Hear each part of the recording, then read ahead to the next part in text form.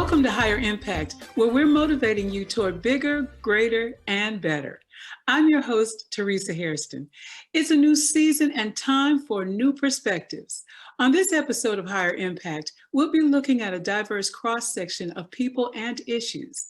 We'll cover some very serious concerns, but we'll also have some fun.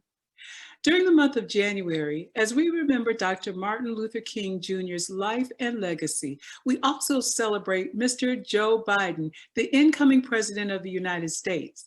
And we're especially elated to see the first African-American female vice president in history, Kamala Harris. Unifying the nation is important. In Psalm 133, David wrote, "How good and pleasant it is for brethren to dwell together in unity." These are unprecedented times, and we're praying for the success of all our leaders in all arenas. Speaking of leaders, one of the great leaders in the kingdom is Bishop Drew Sheard. He's also one of the most transparent pastors I know. On this show, he shares the toll of COVID-19 on his family. Losing his mother shook him to his core. And for so many who have lost loved ones, his words will definitely inspire you. Another issue that's wreaking havoc across the nation and the world is human trafficking. It's not a topic of daily conversation, but statistics reveal that billions of dollars are being generated each year. Bishop James Dixon of Houston, Texas, helps us understand the magnitude of this issue. But first, let's have some fun. Akintunde Warnock, and yes, that's a mouthful, is a top name in comedy. And incidentally, you'll recognize the name Warnock because his cousin Raphael Warnock is the new senator and the first African-American senator from Georgia. But until COVID, Akintunde never thought about doing a digital comedy show. Watch this.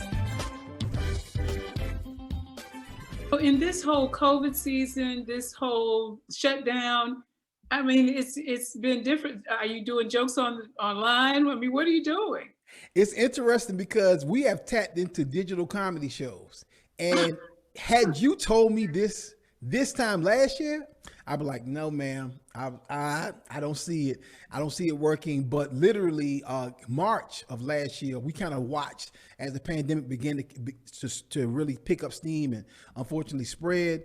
And we were kind of like really, with bated breath, kind of thinking like, okay, what's going to happen?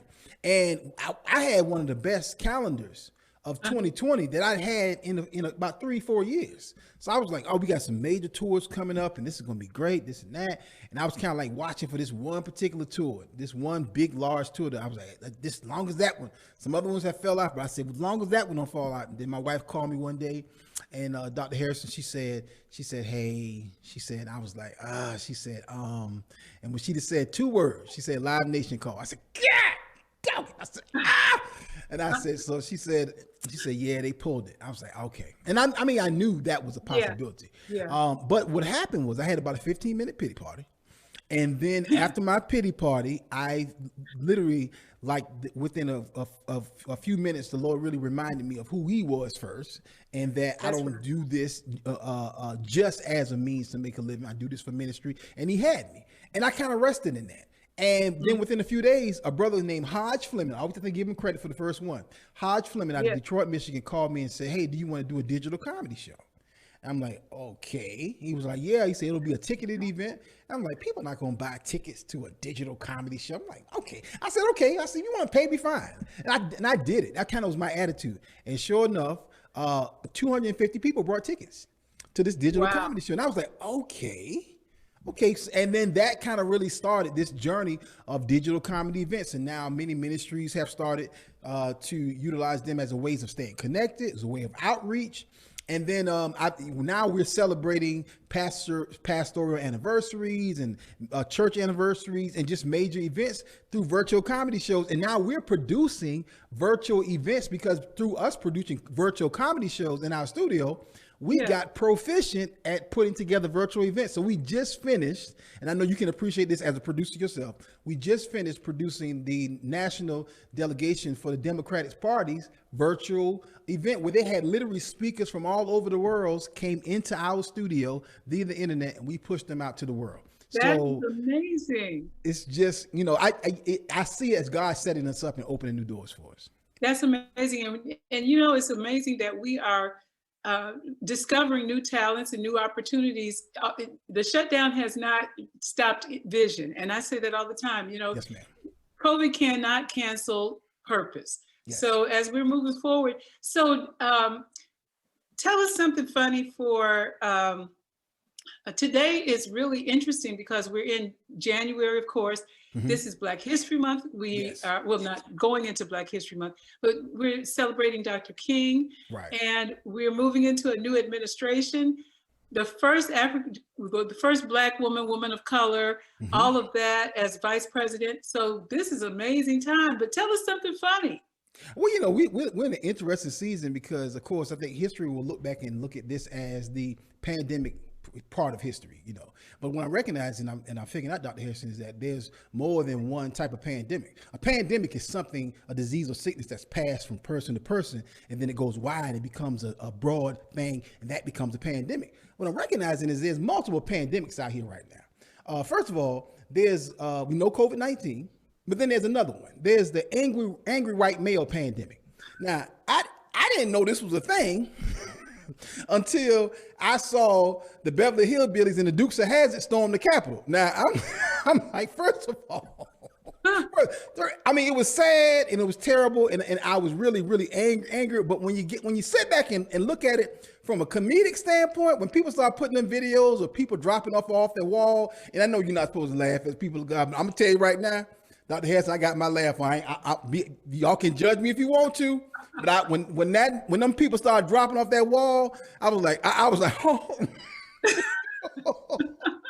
and then that was the most unorganized insurrection ever. And I was like, who put this together? Like, what? Where was the plan? and this was such an example for our children. Any parents out there, when you're telling your children, it is so important to choose your friends. Choose your friends wisely, because some people went up there planning on storming the Capitol. Some people went up there planning on an insurrection, but some people went up there just thinking they was going to take some time off from work and go and celebrate and hang out with they racist bros and just have a good time. And then you got your behind up there, and before you know it, you in Nancy Pelosi office, and now you got a charge. You done lost your job. You went up there, you had a good job and a nice house, had your ATV, had your boat, had you some savings, and now you done lost your good job messing around with some other folks who are a little bit more crazy than you. So my message to anybody out there is choose your friends wisely, because if you're not careful, your friends will make a fool out of you. And the last one, Dr. Hairston, I have to shout out Mike Pence. Okay. I've been laughing at Mike Pence for years because I know Mike Pence ain't the level of thug that Donald Trump is. We hope not. Mike Pence hang out with thugs. He trying to be a thug, but he never had that. He could never go as deep as President Trump. But I saw Mike Pence the other day, 2 weeks ago. He had his what I call Boys in the Hood experience. Remember that classic scene from Boys in the Hood when Trey was in the back of the car and Ricky had been killed, and they were riding with Doughboy to do a drive-by on the other guys who killed Ricky. And then Trey said, "Yo, Doe, pull over, bruh." Doughboy looked at him like, "Pull over, bruh."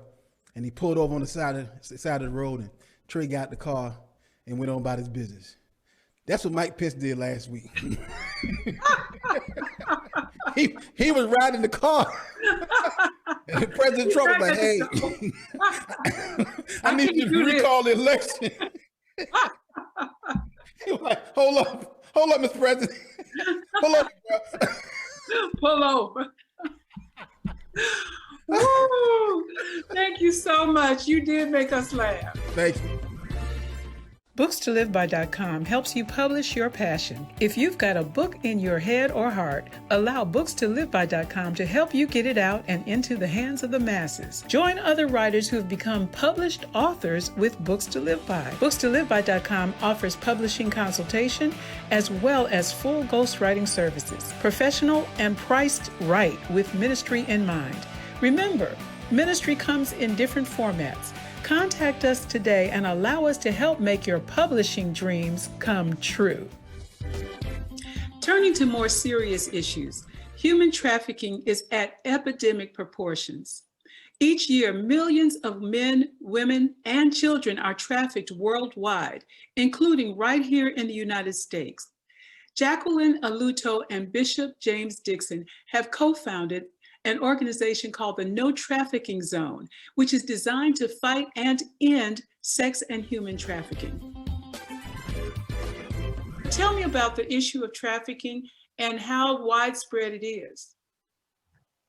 Well, let me first of all thank you, Dr. Teresa Hairston, for having us on, and I'm pleasure to introduce you to my co-partner and co-founder, Jacqueline Aluto, who is a human and sex trafficking professional and specialist.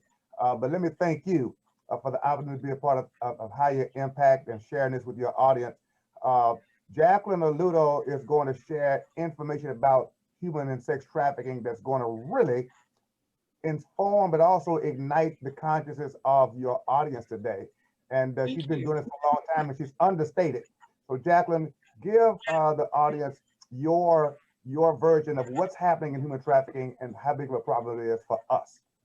Okay, well, hello. Thank you for having me on the show, and Bishop. What's happening with human trafficking is before COVID, it was an epidemic, and now it has become a pandemic, really with the focus of children and young adults and communities in crisis. And the reason why that has really elevated is a lot of times when children are going to schools, it's their students and the professionals that will be able to report if children are being abused or sexually assaulted or mishandled. With Corona, what happened is children weren't going to school, and then we gave them these devices, even at a younger age, to communicate on. And whenever you give a person a device to communicate on, there are always predators and hackers on the other side of those devices. And so it has become very easy for children to become more exploited and sex trafficked in the United States. And then you have your websites, AllFans and other websites where you can sell yourself over the internet and be exploited over the internet. And that really is happening with a larger focus in communities in crisis, where there is a lot more poverty and people do need access to money. So is sex trafficking mostly like what we know as prostitution of minors? What is it? So that would be exactly it, because there cannot be a child prostitute. Even if a child or a teenager says, this is what I want to do, this is what I know, your brain doesn't even fully develop until you're 25 years old. And so for children, they can't make those choices and understand the long-term effects. Back in the day before human trafficking became a really known saying, that's what they would call kids, is child prostitutes, but a child can't be a prostitute. Wow. So reading the statistics, it is really a major enterprise, $150 billion a year and growing. And so tell me, why do people exploit young people, and where are their parents? Where is their family? Why don't their community members know more about what's going on and stop it? Well, Teresa, trafficking happens wide open in hidden sight. Most people think of trafficking like I grew up thinking when I heard trafficking happens in another country, on another continent. You could see it visibly, like a trafficked person would look a certain way. But what I've learned in listening to Jacqueline and survivors who have gone through this as well, is trafficking is happening to your next door neighbor. Jacqueline mentioned kids in school are being trafficked and they're going to school every day. leaving school for a couple of hours, selling themselves during lunch breaks, skipping a class, going to a motel around the corner.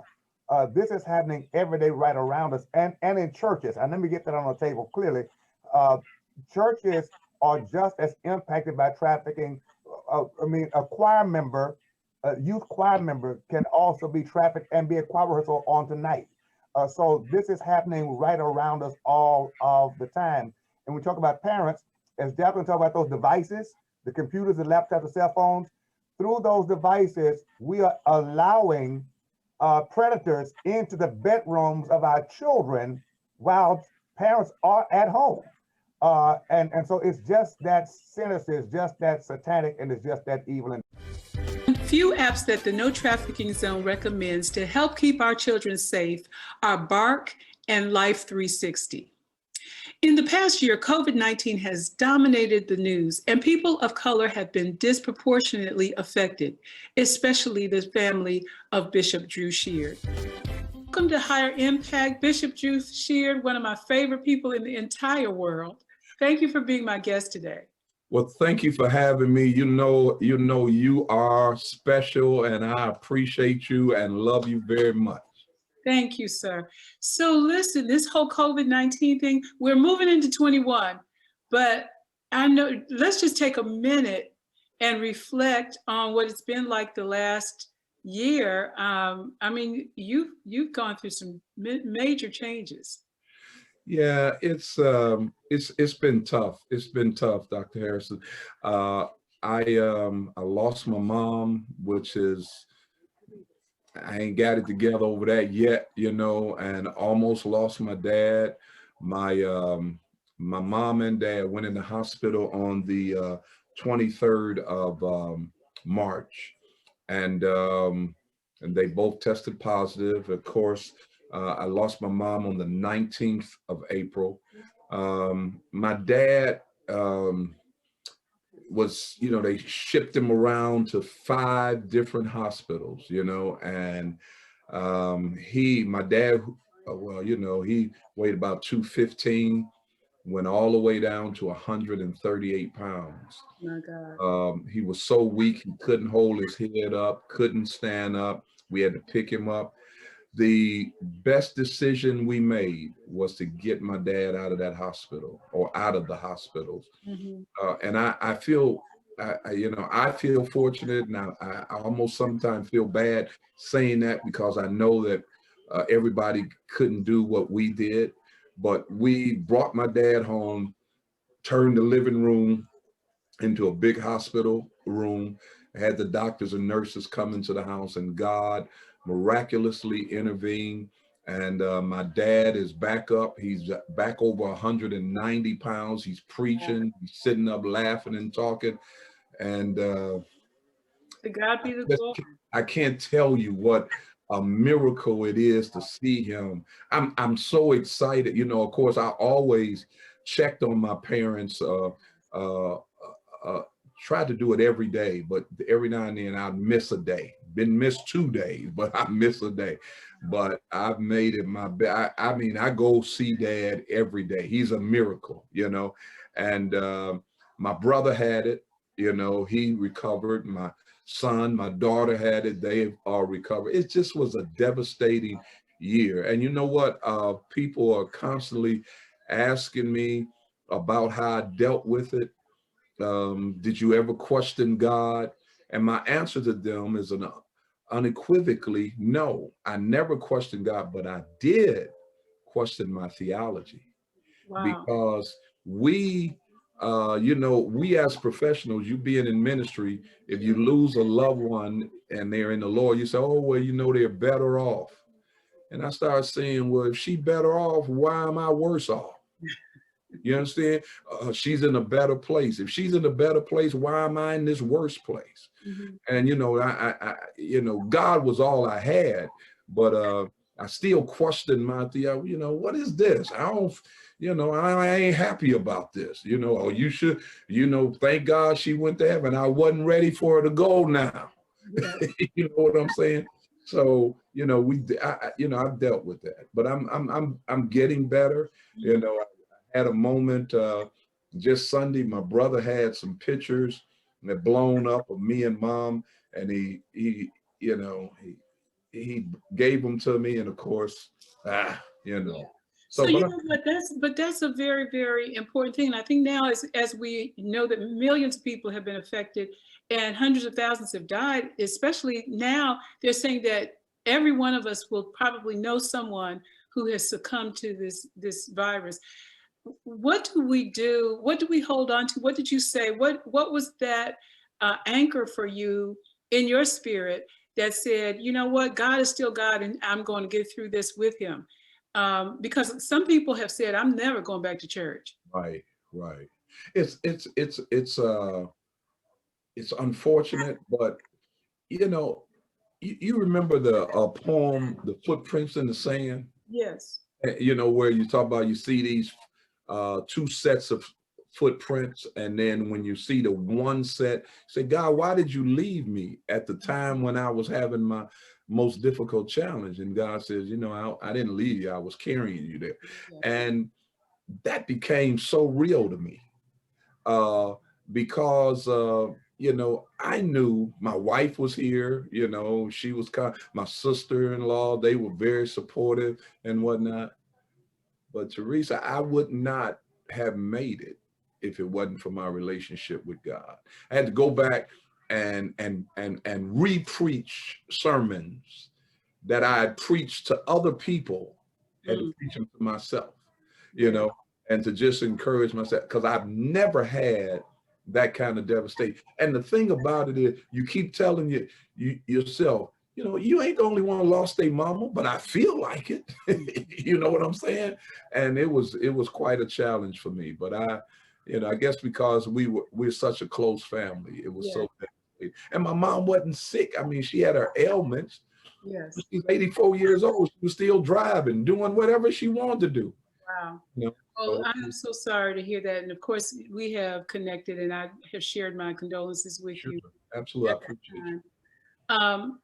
As we move forward to 2021, one of the things that I've asked major spiritual leaders in the body to share is, what are you hearing in the atmosphere for 2021 for the entire body of Christ? What is the direction?